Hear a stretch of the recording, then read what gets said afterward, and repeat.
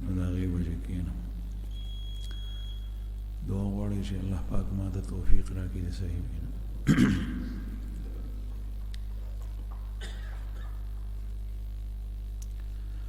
محمد رسول الله صلی الله علیه وسلم د ولادت مبارک نه مخکې د هغې والد صاحب وفات شوی او مختلف ارهاصات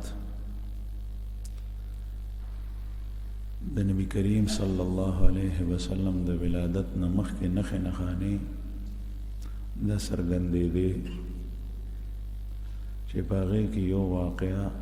د اصحاب الفیل د ابرهه او د هغې تذکره په تېره جمعه باندې شوې وه.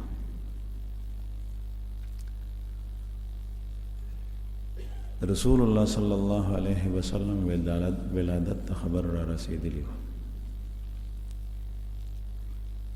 پیغمبر علیه الصلاة والسلام چې دنیا ته راتلو نو دغه وخت کې جغرافیایي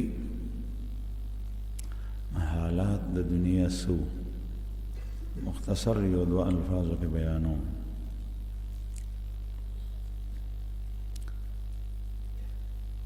د مکې مکرمې خپل ماحول غیر چاپیر چې څومره قبایلو د خانه کعبې تولی او د هغې مشري خو د قریش سره وه او د هغې خواوشا چې څومره قبایلو دا ټول په بت پرستۍ کې مبتلا و. شرک، د بوتانو سجدې او د دې خلکو د بوتانو تعداد او شمیر نو. رسول الله صلی الله علیه وسلم ولادت په داسې ماحول کې کیږي چې کفر او شرک ته بت پرستی ده. په طرف د یمن باندې چې کوم حکومتونو په یمن کې د ابرهه حکومت و دا وړوکی ریاست و د حبشې د لاندې او حبشه د رومیانو په تسلط کې وه. نو دلته مذهب عیسائی و. د مکې مکرمې نه په شمال کې د شام علاقه، ترکی او داسې ځا دا ټول د رومیانو په تسلط کې وه. حکومت د هغوی و، مذهب یې د عیسایانو. د مکې مکرمې سره په طرف د شمال کې چې مهاجر د رسول الله صلی الله علیه وسلم د هجرت ځای د مدینه منوره، دغه ځای کې مذهبي حالت دو مذهبونو غټ غټ، یو شرک او بت پرستی و باطل مذهب دی او یو یهودیت و دلته یهودیان او دا یهودیان دی په دې نیت دلته پاتې شي و، دا د بل ځای نه راغلی و. دی په دې اراده پاتې شي و چې مونږ چې په خپلو کتابونو کې کومې نښې نښانې د نبي آخر الزمان لوستي دي نو هغه نښې نښانې چې هغه به کوم ځای ته هجرت کوي هغه په دې ځای کې دي، په مدینه کې. ځکه چې د دوی په کتابونو کې دا چې د رسول الله صلی الله علیه وسلم رسول پیغمبر چې راځي دغه نوم به محمد وي او دغه امتیان به حمادون وي او دغه مولد به مکه وي او دا مهاجر به یثرب به هجرت به یثرب ته کوي. نو دې ځای کې یهود پاتې شي. د تاریخ او د سیرت یو کتاب دی قدیم زوړ جامع اللطیف په نوم باندې، هغې کې یو واقعه لیکلې ده رسول الله صلی الله علیه وسلم نه مخکې د یمن یو بادشاه دی طبیع حمیری په نوم باندې او داغه حکومت تقریبا په ټوله آباده دنیا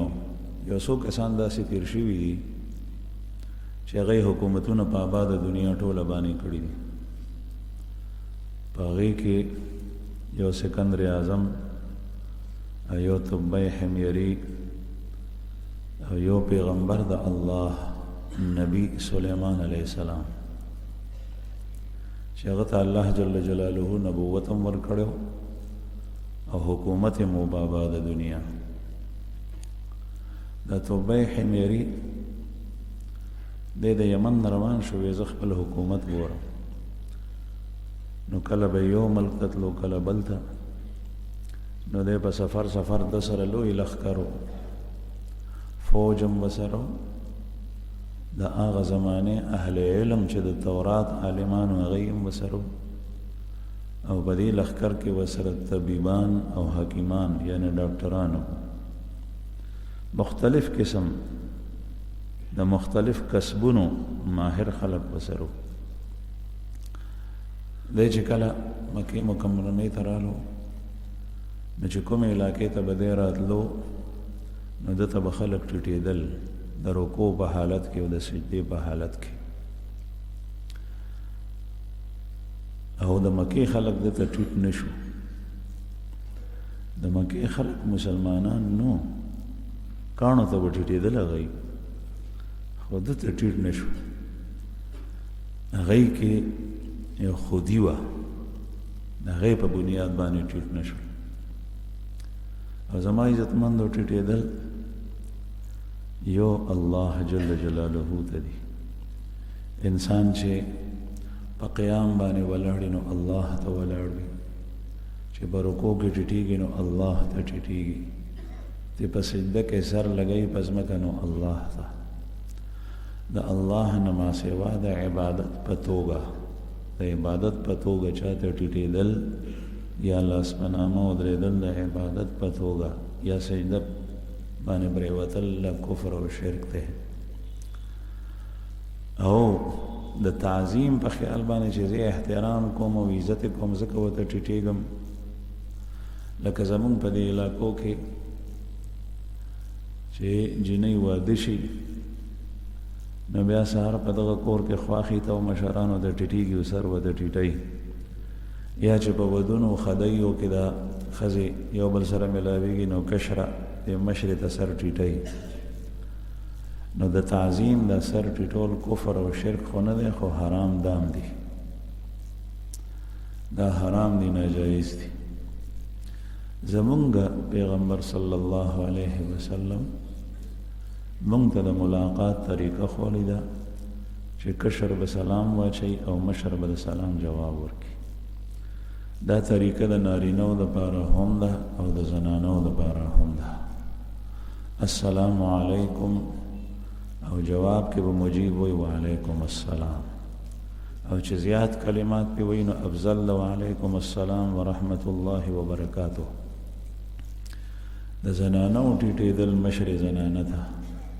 یا د چا نارینه ټیټېدل د احترام او د تعظیم د وجې نه سر ټیټول دا حرام دي او چا اجنبي د لاس کې لاس ورکول د زنانو دا حرام دي د تره زوی د ماما زوی دته په لاس کې خول نه دي پکار د زنانو دا چې په کومو کورونو کې دا رواج وي نو دا ختمول پکار دي او دغه خلق نارینه او زنانه پویول پکار دي دا ناپوهي د دین نه لرېوالی دی ګنې زمونږ خلکو کې غیرت شته خو دې ټایم کې بیا غار څه به دا ولګوي نو عرض مې دا کولو چې دا طبیع حمیري چې به چېرته راتلو نو دته به خلک ټیټېدو نو د مکې سره چې نږدې شو دا کوم ځای چې تاسو حاجیان صاحبان په دې پینډه کې حج ته تللی یا معتمرین زائرین عمرې ته تللی او کوم علاقې ته اجیاد وی اجیاد دغه علاقه کې د دې طبیع حمیري لښکر او اسونه ولاړو او دا د خانه کعبې سره نږدې دی متصل لغاړه دته د خلک رانلل نو دی تپوس کوي د خپلو علماو نه چې زه خو چې چېرته ځم ما ته خلک ټیټ ټیټ راځي او دا خلک ما ته رانلل دا ولې نو هغه چې کوم اهل علم و د سره هغوی ورته ووایي چې صاحب دلته کې یو کوټه ده چې هغې ته بیت الله وایي او دغه کور د وجې نه د خلک د هغې کور د وجې نه دومره په خدای کې مبتلا دي چې دوی د چا پروا نه ساتي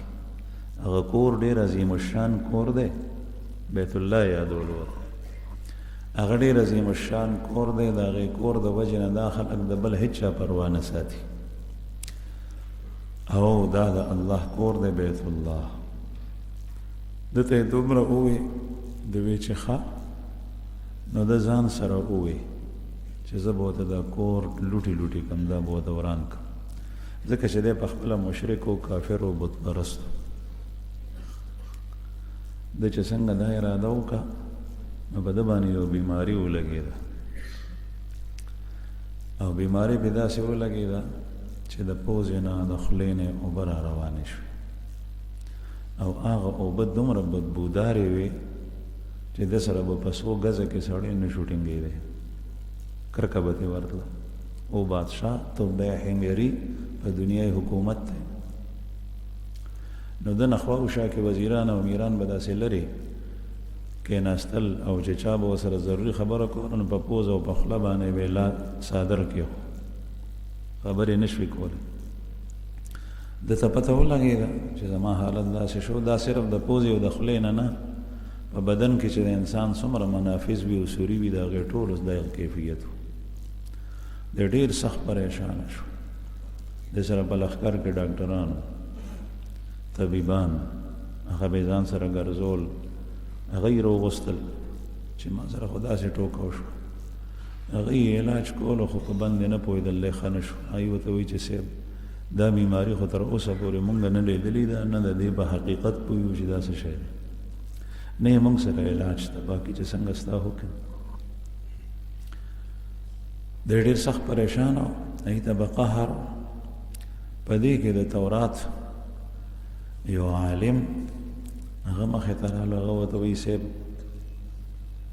که زما د سر پکې خیر وي نو یوه خبره عرض کړم وایي چې او وی عرض مې دا دی چې ته دلته کې راغلې نو د کور په باره کې او د دې کوټې په باره کې خو ستا په زړه کې څه غلط خیال او اراده نه راوچته شي دی ورته وایي چې ولې نه دا خلک چې کله رانلو ما ته نو ما ووایي چې زه ورته دا کور ورانوم نو هغه ورته وایي چې صاحب دغه اراده د دې زړه نه وباسه فوراً زما خیال دا دی چې دا علاج دی ستا دا اراده د زړه نه وباسه ده ورته وایي ټیک ته ځکه چې هغه خو ځان په کار وی هغه اراده ما د زړه نه وویسته بس چې دغه اراده یې وویسته نو هغه بیماري په ښه کېدو شروع شو هغه اوبه یې ورو ورو وچې شوې هغه بدبویي ترې لاړه سړی سم دم شو د خانه کعبې سره احترام او عظمت پیدا شو زما عزتمندو خانه کعبه دا د کاڼو لوټو کور دی خو دا چې کوم ذات ته منسوب دی هغه الله دی هغه رب العالمین دی هغه قیام او قیوم السماوات والارض دی هغه خالق او مالک د ټولو کائناتو دی هغه صرف ځان ته نسبت کړی چې دا کور زما دی بس نه په خپلو لاسو جوړ کړی دی او د دې کور احترام او عظمت هغه دومره دی چې په څلور کنج دنیا کې مسلمانان چې مونځ کوي نو ټول دې کوټې ته مخ کوي مونږ د خانه کعبې نه څومره میله لري یو د زرګونو میله او مونږ مخ کوو خانه کعبې ته او زمونږ نه خانه کعبه په نور پرېوته ده نو زمونږ قبله ده او چې کوم خلک مغرب طرف ته پراته دي نو هغوی نه خانه کعبه په نرخاته ده نو هغوی مخ نرخاته ته کوي او چې کوم خلک د خانه کعبې نه په جنوب کې دی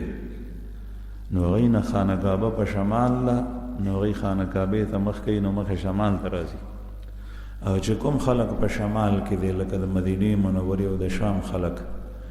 دین خانه کعبه په یمن ده په جنوب ده نو هغه خانه کعبه ته مخ کوي نو مخه په جنوب راځي دا ټول خانه کعبه ته مخ کوي یو ګول دایره د سلور کنج دنیا د موس په وخت کې جوړیږي چې کوم ځای کې د موس وخت شي نو مخه خانه کعبه ته کی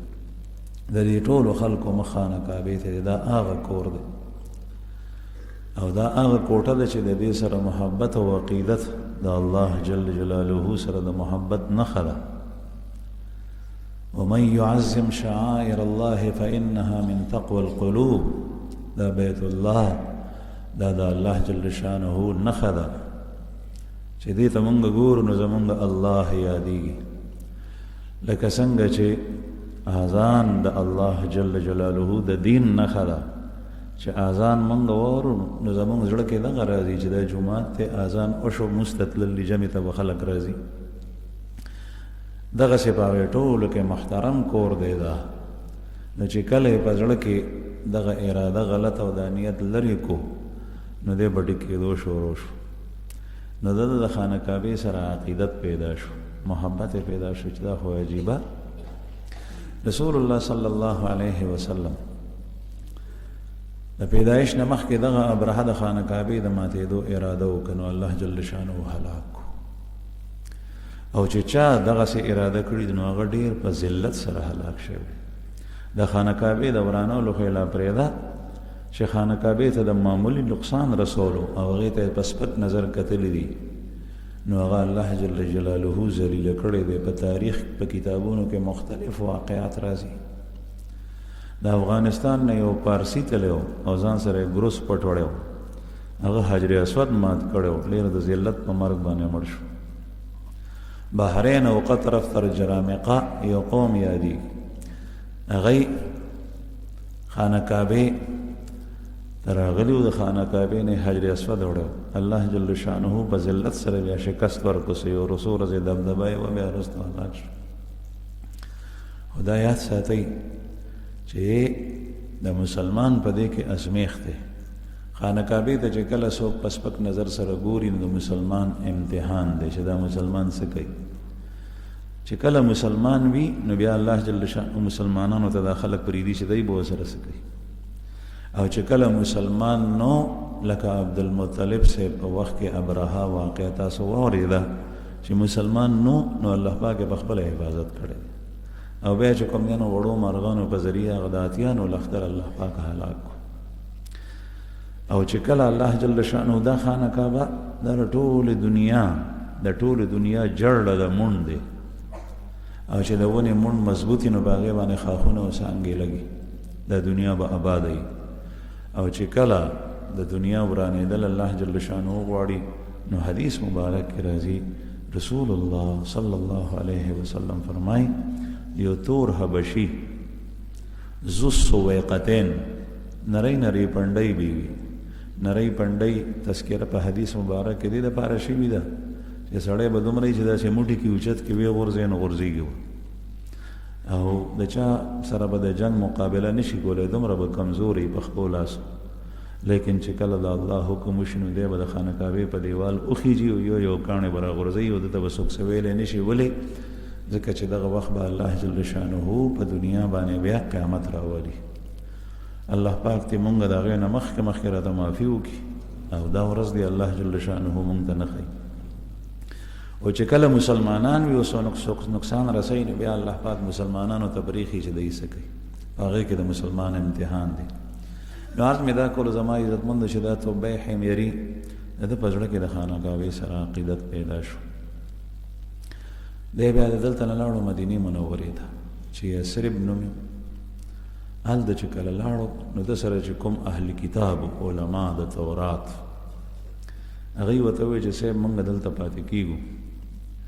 وی چې ولې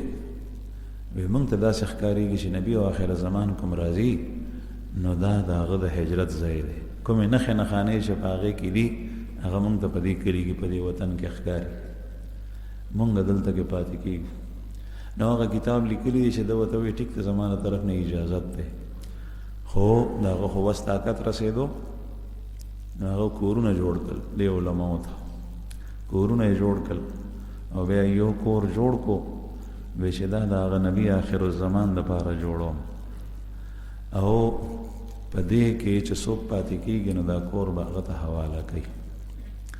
او بیا یو ختم پرېښو د محمد رسول الله صلی الله علیه وسلم په نوم باندې نو دا هغه کور چې په کوم کې ابو ایوب انصاري رضی الله عنه پاتې کېدو او چې کله رسول الله صلی الله علیه وسلم مدینه منورې ته هجرت کړی دی نو لومبۍ ورځې شپې د قبا نه پس په دې کور کې تیرې کړي او چې کله هغه خط چې چا ته توبه حمیري ورکړی او نسل در نسل را روانو هغه نبی کریم صلی الله علیه وسلم ته راورسېدو نو د هغې سړي د وینا نه مخکې پیغمبر علیه السلام وفرمایل چې دا زما د ورور د توبه خط ته راوړی دی وی چې یو نو هغه خط یې ورکړو هغې کې لیکلي وو که چېرې زه ته ومومم او زه حیات یم ژوندی یم او ته الله پیغمبر جوړ کړې نو زما د به په تا ایمان راوړم او کني د هغې نه مخکې زما ایمان قبول کړه عرض مې دا کولو زما عزتمندو چې رسول الله صلی الله علیه وسلم د ولادت نه مخکې د دنیا دا حالت مغرب طرف ته په نرخاته باندې د خانه کعبې نه ایران دی او دا لوی ملک دا صرف ایران نه دی دا مونږ چې کوم ځای ناست وو دا هم په فارس کې راتلو او د دې سره متصل د هندوستان د هندوانو حکومت لګېدلی و نو دا ټول فارس و دا لوی علاقه تر هغه شمالي ایران کې چې څومره ملکونه دي عراق دا ټول دا په دې فارس کې راتلل او دا مجوس و آتش پرست د دې مذهب چې کوم دی نو سو باطل مذهب اور ته سجدې کول دی به اور ته سجدې کولې ټوله دنیا په کفر کې ډوبه وه د محمد رسول الله صلی الله علیه وسلم معجزاتو کې د ټولو نه عظیم او غټه معجزه هغه دا ده چې دا دومره دنیا چې په تیرو کې او په کفر کې ډوبه پرته وه د محمد رسول الله صلی الله علیه وسلم د تحریک سره د هغې د نبوت سره د هغې د خواریو سره چې امت سره یې کومې کړي دي هغې سره دا د تیارو نه راووته یخرجونهم من الظلمات الى النور الله جل جلاله دی د تیارو نه نور ته راوباسي دا خلک رڼا ته راغله تاسو ګورئ زمونږ په دې وطن کې الحمدلله اسلام دی او څومره اطراف چې ما یاد کړل د خانه کعبې نه ګیر شاکر دا ټول اسلام دی او د دنیا په څو تقریبا څه کم شپېته ملکونه دي چې په هغې ټولو کې اسلامي حکومت دی الله جل شانه دې مونږ حقیقي معنو کې مسلمانان جوړ کړي دې حالاتو کې او په داسې وخت کې نبی کریم صلی الله علیه وسلم ولادت شوی د ولادت په وخت کې مور بیبي خوب ویني مور بیبي خوب ویني چې کوم ځای کې ولادت کېدو دا د ابو طالب صاحب کور خپل والد ماجد خود محمد رسول الله صلی الله علیه وسلم وفات شو نو دای د نیکه کور او بیا دغه وخت کې د تر په قبضه کې ابو طالب صاحب او نیکي ژوندی و دې کور کې نبی کریم صلی الله علیه وسلم ولادت شوی مور بیبي ولیدل چې دا ټول کور روښانه شو او په هغې نور کې او رڼا کې د سحر د سبا راختو په وخت کې د نبی کریم صلی الله علیه وسلم ولادت شوی د سبا راختو په وخت کې تیاری په دغه تیاره کې هغه رڼا دومره وبرېښنا چې په هغې کې ما د شام محلات ولیدل او بصرا دا په شام کې اولنی ښار دی چې سړی په هغه زمانه کې به د مکې مکرمې نه تلو او د شام حدود ته به دننه شو نو لومبی ښار به راتلو بصرا نن سبا دغه د بصرا علاقه په سعودي عربستان کې ده د دې محلات ما ولیدل مور بیبي وی او په خوب کې ورته ویلی شوي و چې کله دا بچی پیدا شي نو د ده نوم به محمد کېدی صلی الله علیه وسلم عثمان ابن ابي العاص رضی الله عنه راوي دی چې دغه وخت کې د نبی کریم صلی الله علیه وسلم مور بیبي آمینې سره زما مور وه د هغې نوم دی فاطمه بنت عبدالله د دې زنانه دا وایي چې څه وخت محمد رسول الله صلی الله علیه وسلم ولادت مبارک کېدو نو د ولادت په وخت کې د کور ټول د نور نه ډک شو دا د هغې بیانم دی د نور ډډک شو او د اسمان ستوري ښکته راتلل. وی ما وی چې دا ستوري په ما ټول راپروزي. دا هغې په خپلو سترګو دا واقع ولیده. د اسمان د ستورو د راپرېوتو نه مراد هغه دا و چې دې ځای ته به نور راشي د ایمان رڼا. او رسول الله صلی الله علیه وسلم مثال په منزله د انور دی او صحابه د نبی کریم صلی الله علیه وسلم په منزله د ستوري دي. یو ستوری دا په دنیا کې بیا خور شوی دی او دا دین رسول تر دې چې د رسول الله صلی الله علیه وسلم دغه صحابه کرام چین ته هم تللی دي، کتابونه لیکلي دي، دې علاقو ته هم راغلي دي. زمونږ په دې پېښور علاقه باندې سنان ابن سلمه ابن المحبق رضی الله عنه د تاریخ کتابونه هم لیکلي دي او عوام هم دغسې وایي او په تواتر طبقه سره ثابته ده چې دا د صحابي کبر د اصحاب بابا کې چې کوم یادېږي دا په جنګونو کې تللي دي، په غزواتو کې دین هم رسولی دی او د هغه ځای د کافرو سره جنګېدلي هم دي، د الله په لار کې شهیدان شوي. رسول الله صلی الله علیه وسلم یو حدیث مبارک کې فرمایي چې عموما د جمعې په خطبه کې ویل کېږي اصحابی کالنجوم بأیہم اقتدیتم اهتدیتم، میرے صحابہ ستاروں کے مانند ہے جن کے پیچھے تم چلو گے تم راہ راست پاؤ گے. زما صحابه د ستورو په شان دي چې په چا پسې روان شي نو سمه لار به مومي. د ستورو خلکو ته د خپل علاقې خلکو ته پته یې نن سبا خو د ستورو رواج کم شو. مخکې به د ستورو په رڼا سره د شپې خلک تل په سفر وباني او د شپې توره تیاره کې د ورځې به په انور باندې لار معلوموله او د شپې به په ستورو باندې لار معلوموله چې دا ستوری زما نه ښي طرف ته دی که ګس طرف ته دی، چې شاته شي نو بیا کوم طرف باندې زه روان یم، چې زما نه وړاندې نو بیا به کوم طرف روان یم. نو د شپې په توره تیاره کې به د ستوري په رڼا باندې مزل کو. او نن سبا د دنیا سمندري جهازونه او هوایي جهازونه ټول نظام هم د ستورو په ذریعه چلیږي. قطب نما چې جوړه ده دا د ستوري په سمت باندې جوړه ده، قطبي ستوری. او د ټولې دنیا جهازونه چې څومره دارومدار دی تجارتي یا سورلۍ وړي راړي دا ټول د قطب نما په ذریعه چلیږي. او دا قطب نما د قطب ستوری دی په هغه طرف باندې جوړ شوي دی. نو اوس هم نظام په ستورو دی خو بل واسطه او هغه زمانه کې بلا واسطه به ستورو ته کتل. نو رسول الله صلی الله علیه وسلم فرمایي د خطبې په جمعه کې هم تاسو اورئ، د جمعې خطبه کې هغه کې ویلی کېږي اصحابي کالنجوم بأیہم اقتدیتم اهتدیتم، زما صحابه د ستورو غوندې چې تاسو د چا اتباع وکئ نو د هغوی ستاسو به سمه لار مومئ. حضرت عائشہ رضی الله عنها ام المؤمنین فرمایي چې د رسول الله صلی الله علیه وسلم د ولادت په موقع دغه وخت کې خدا ونه خو ډېر وروسته پیدا شوي ده، خو دا حدیث روایت دا کوي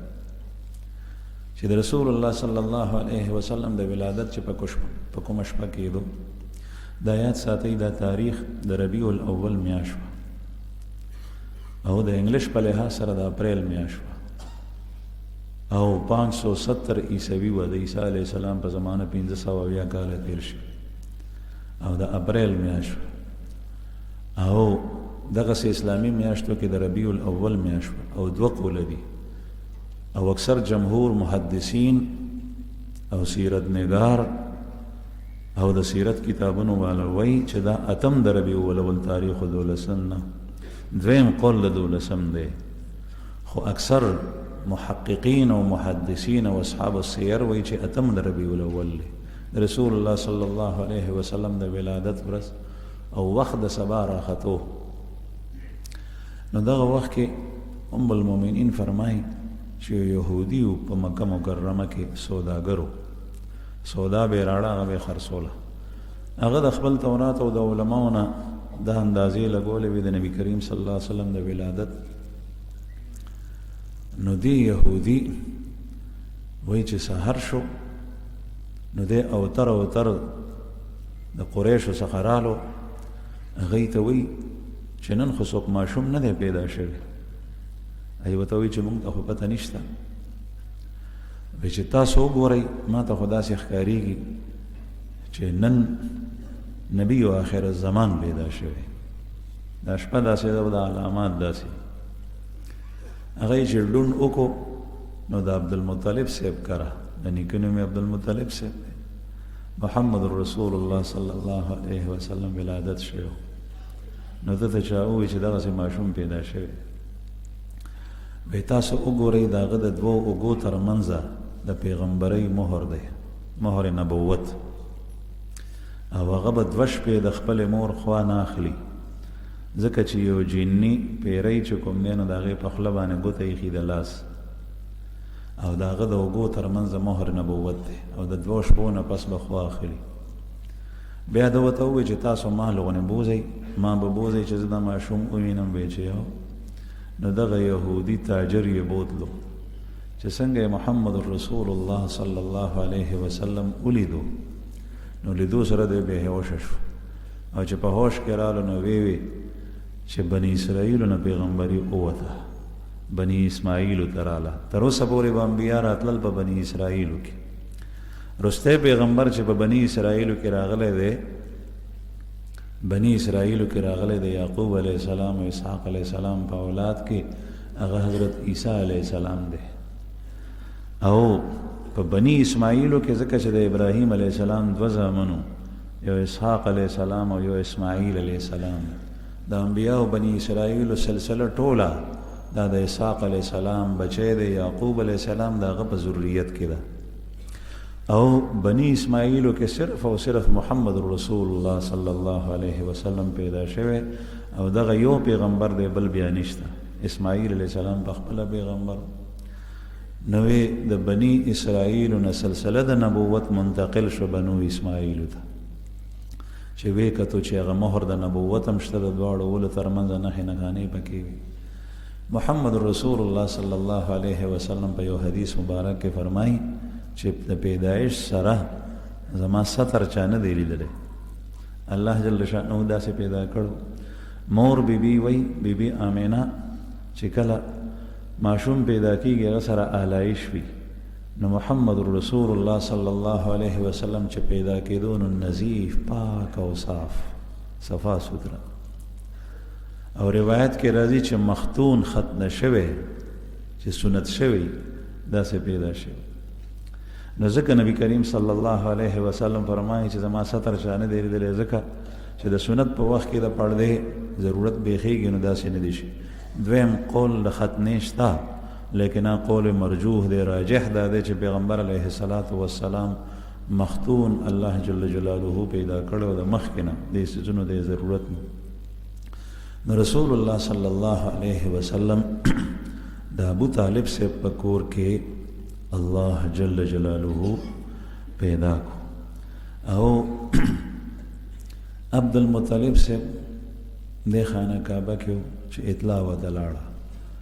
چې نوسې د پیدا شو ځکه چې پلار خو یو نه نبی کریم صلی الله علیه وسلم پیدایشي یتیم دی نو عبد المطلب صاحب چې رالو نو هغه د هغه نه مخکې خوب لیدلی و نوم د دې ماشوم چې کېږي عبد المطلب صاحب چې رالو نو چې څنګه یې وکتو واغېښتو نو خانه کعبې ته یې بوتلو دننه او دعاګانې د الله نه وغوښتې د کفر و شرک تیرې وې خو تاسو ته مخکې راغلي چې عبدالمطلب صاحب ډېر کړه وړه هغه سم بعضې وایي په ملت ابراهیمي باندې و دا مشران بیا نبي کریم صلی الله علیه وسلم راوستو چې راوستو نو په پیغمبر علیه الصلاة والسلام باندې نوم کې خو محمد صلی الله علیه یو مور بیبي نوم لیدلی او یې خوب لیدلی او یو یې د نیکه عبدالمطلب صاحب خوب لیدلی عبدالمطلب صاحب خوب ویني چې زما د شانه یو زنځیر ووتو او د دې زنځیر یو سر آسمان ته لاړو او بل سر د دې زنځیر هغه ځمکه کې ښخ شو او یو سر شمال مشرق ته لاړو او بل سر مغرب ته لاړو نو دا زنځیر په ټوله دنیا داسې خور شو اسمانه پورې ځمکې او د هغې نه پس دغه زنځیر بیا بدل شو په یو ونه کې ونه ترې جوړه شوه او هغه ونه داسې ده چې د هغې دا ټول اسمان او ځمکې تر منځ دا ټوله علاقه او ټوله دنیا ډکه کړې ده او د هغې په هر یو پاڼه کې یو نور دی او هغه نور داسې دی د هر یوې پاڼې چې د نور د برېښنا نه او رڼا نه هغه نور تیز دی بیا چې کله دا خوب یې ولیدو پاسېدو نو دا خوب یې په معبرینو باندې بیان کړو چې ما ته د خوب تعبیر وښیي نو عبر معبر ورته ووایي او عموما به د خوب تعبیر بیانونکي اهل کتاب چې چا سره به د تورات علم و هغوی ورته ووایي چې دا بچی داستان وسی چې کوم پیدا شوی دی د ده به یو شان وي او د په اسمان او په ځمکه کې تعریف کیږي او الله جل شانه به دته یو عجیبه حالت ورکوي د ده به یو عجیبه کیفیت او شان وي چې دا نوم یې کېښو نو د په زړه کې دا راغله چې زه په ده باندې محمد نوم کېدم نو محمد نوم پې باندې کېښو عبدالمطلب صاحب بعضې روایاتو کې راځي چې مور بي بي باندې نوم احمد ایښی و هغې د احمد په باره کې خوب لیدلی او عبدالمطلب صاحب پې نوم محمد کېښو دا دواړه نومونه دا په قرآن پاک کې شته قرآن کریم کې الله پاک فرمایي محمد رسول الله والذین معه اشداء علی الکفار رحماء بینهم محمد صلی الله علیه وسلم د الله رسول له محمد رسول الله دا قرآن پاک دی محمد د الله رسول عیسی علیہ السلام په خپل بیاناتو کې وایي چې الله پاک داغه قول حکایت کړی دی په خپل کلام کې ومبشرا برسول یأتی من بعد اسمه احمد یأتی من بعد اسمه احمد او زه ای خلکو تاسو ته زیری در کوم د هغه پیغمبر چې زمانه پس به راځي او د هغه نوم به احمد وي نو د محمد رسول الله صلی الله علیه وسلم محمد نوم او احمد نوم دا دواړه په قرآن پاک کې شته او دا دواړه په باندې کې خدای شي عبدالمطلب صاحب په اومه ورځ باندې د رسول الله صلی الله علیه وسلم عقیقه وکړه تاسو ګورئ دا هر څه د دین اسلام مطابق کیږي پیشگی د رسول الله صلی الله علیه وسلم د بعثت په وخت کې پیغمبري لا نشته پیغمبري خو په څلوېښتو کالو کې میلاوي نوم ورته محمد کې دي څومره ښکلی نوم دا د باب اسم تفعیل باب تفعیل نه صیغه د اسم مفعول له محمد هغه ذات چې د هغه تعریف او حمد په کثرت سره کیږي احمد هم د حمد نه دی او محمد هم د حمد نه دی محمد صيغه د اسم مفعول له او احمد صيغه د صفت مشبه ده او محمد معنی چې داغه تعریف په کثرت سره کی نو د الله جل جلاله پسې چې په مخلوق کې څومره تعریف زمونږ د خوږ پیغمبر محمد رسول الله صلی الله علیه وسلم کیږي د بل چا دومره نه په اذان کې په اقامت کې په مس کې تاسو ګورئ هر مس کې مونږ درود شریف وایو او وای چې درود شریف ویل په هر مجلس کې دا فرض دی په هر مجلس کې کوم مجلس کې یعنی چې د نبی کریم صلی الله علیه وسلم نوم مبارک راشي تذکره راشي او اسی ویل دا باعث د خیر او برکت دی هغه مجلس نیمګړی دوم بریدی چې پاغه کې نور ټوله خبري وشوي او درود شریف پکې چاونه وي نو درود شریف ویل د رسول الله صلی الله علیه وسلم تعریف پیغمبر علیه الصلاۃ والسلام د بار د الله نه د رحمتونو د نزول دعا غوښتل نو د رسول الله صلی الله علیه وسلم چې څومره تعریف کیږي دومره د بل شان په اسمانونو کې پسمکو کې او احمد نوم معنا دا صيغه د صفت مشبه ده او دا د فاعل په معنا مرضی اسم فاعل او د اسم مفعول په معنا مرضی د اسم فاعل په معنا چې راشي نو معنا په دې کې مبالغه ده معنی دا ده په کثرت سره تعریف کوونکې څومره تعریف چې محمد رسول الله صلی الله علیه وسلم د الله جل جلاله کړی دی او کوي به دومره بل څوک نه یو داسې ځای دی چې په هغې کې به تعریف صرف او صرف محمد رسول الله صلی الله علیه وسلم کوي بل څوک به نشي کولی هغې ته مقام محمود وي مقام محمود او دا به د قیامت نه پس وي چې کله دوباره خلق پاسی او حساب کتاب لانی شروع شوه او هر یو کس په خپل خولو کې ډوب وي نو هر یو به دومره په تکلیف او عذاب کې مبتلای چې پیغمبرانو پسې به منډې وي آدم علیه السلام او نوح علیه السلام او ټول انبیا چې موږ دپاره د الله نه سفارش وکړي چې الله پاک موږ سره حساب شروع کړي نو هر یو پیغمبر به معذرت کوي وي چې الله پاک زمونږ رب نن ډېر غصه دی او زما وس طاقت د سفارش نشته او بل لاندې پیغمبر ته به راستي بیا به ټول په آخر کې محمد رسول الله صلی الله علیه وسلم تراشي نو صرف نبی کریم صلی الله علیه وسلم به فرمایي چې او زه ستاسو سفارش کوم نو بیا به یو ځای ته لاړ شي. نبی کریم صلی الله علیه وسلم په خپله فرمایي چې زه به هلته لاړ شم او الله پاک ته به په سجده پروزم او الله پاک به په ما باندې د خپل تعریف او داسې کلمات نازل کړي چې هغه به د دې نه مخکې چا نه ویلي، داسې تعریفي کلمات. او زه به په سجده پروزم او د الله پاک حمد به بیانوم. بیا به الله پاک ما ته فرمایي چې ارفع راسک سل تعطى واشفع تشفع، خپل سر اوچت کا او چې څه غواړې چې درکو، او چې د چا باره کې سفارش کول غواړې چې سفارش دې ومنو.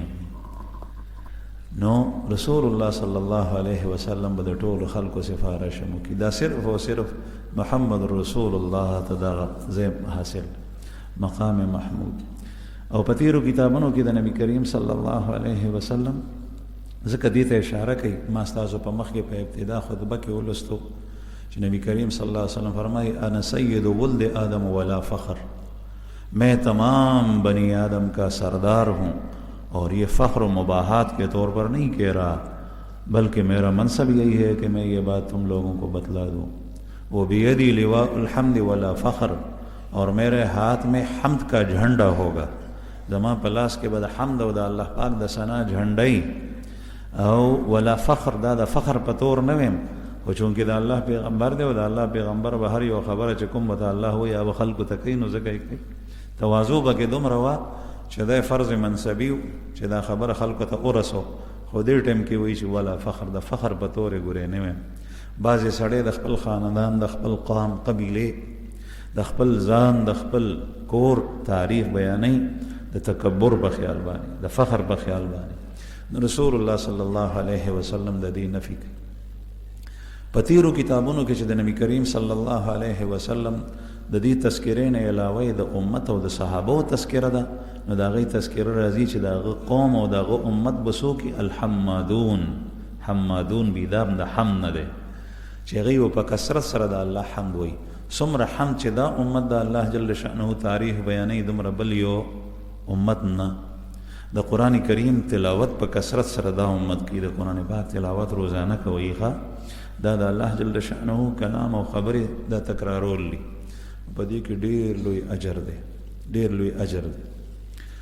نو دا د الله جل شأنه حمد دی.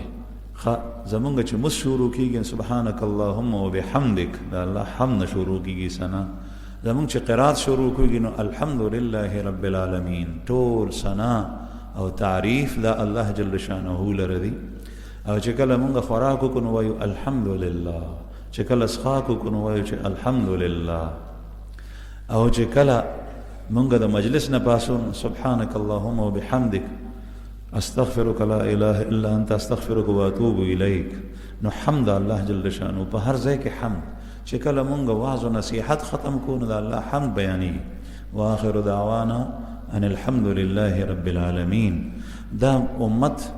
د دې خصوصیت د الله جل شانه حمد او تعریف بیانول. څومره چې په کثرت سره دا امت بیانوي نو دومره مخکې چا نه دی بیان کړی. نو زما عزتمندو ته چې د خپل رب څومره تعریف بیانې په دې کې راځي، په دې فرست کې راځي، په دې لړۍ کې ستا نوم شاملېږي. او که چېرې ته د الله جل جلاله حمد او تعریف نه بیانې نو ته د هغې نه محرومه کېږې. واخر دعوانا